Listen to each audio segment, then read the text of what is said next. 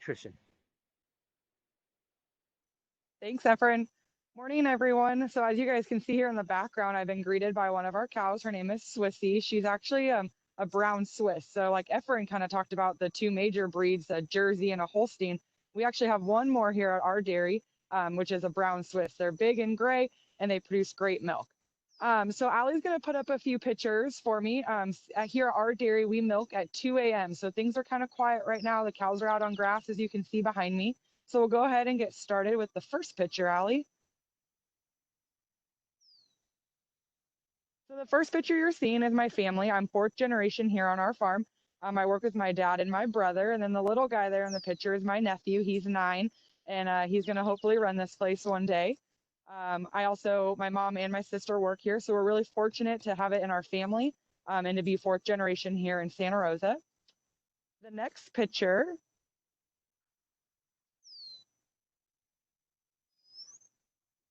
The next picture is actually what we're doing right now at this time of year, and it's we're irrigating our pastures. So we're really fortunate. We have 400 acres here on our farm.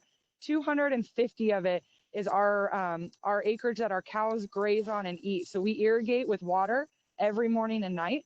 Our cows go out to pasture after they get milked in the morning and at night, and we also give them a little extra feed in the afternoon, which I'll talk about as we get further through the pictures. And then our next photo. So that's our milk barn. So we have a milk barn and it's called a California walkthrough. We have 12 machines in that barn.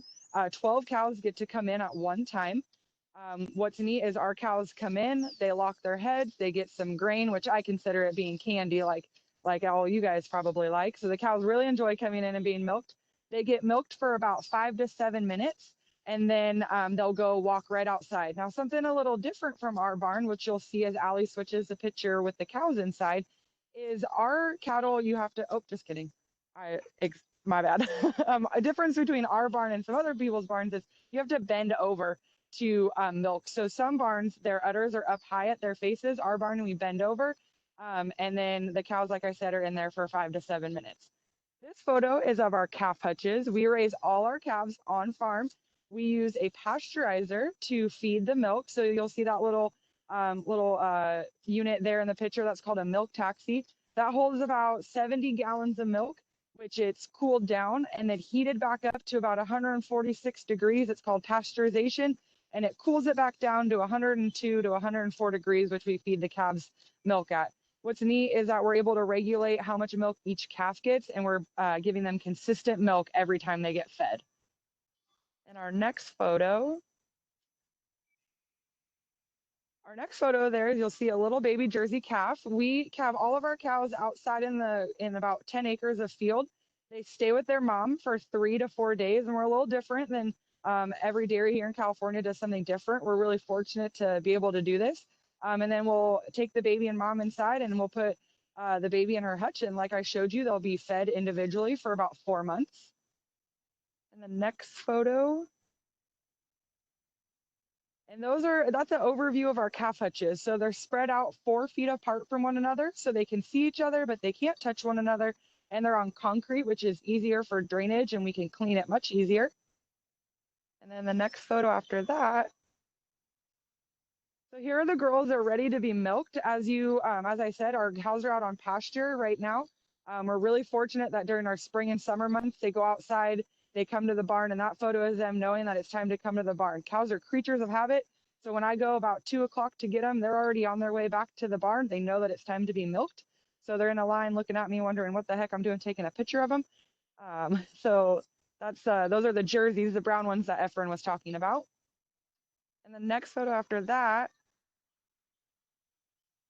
So here is our freestall barn. So our cows get the fortunate living of a freestall barn also in the winter months. So they're enclosed. They have an individual bed. As you can see, those are empty beds. We fill them with sand. So each cow gets their own bed, and that alleyway is cleaned every morning into a manure pit where we capture all of our manure on farm. We have 7 holding ponds. And what's neat is we're able to utilize that manure back in our pasture to grow our feed and to grow great grass for our cattle to eat. So that's part of our sustainability is we're able to capture all our nutrients on farm and put it back into our soil to utilize that for the cows.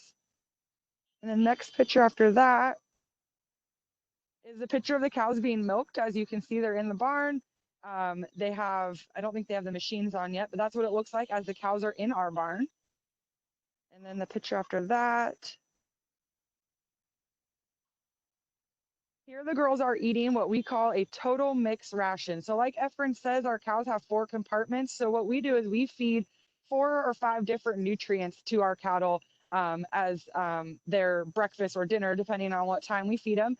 They get alfalfa hay, grain, okara, which is a soy byproduct, almond hulls, and silage, which is fermented grass. So anytime that your parents mow the lawn, basically what we do is we take a bigger tractor and we mow our field once a year and we chop up the grass and we put it in a big white tube, which ferments it for the cattle to eat, and they love it and it smells so great.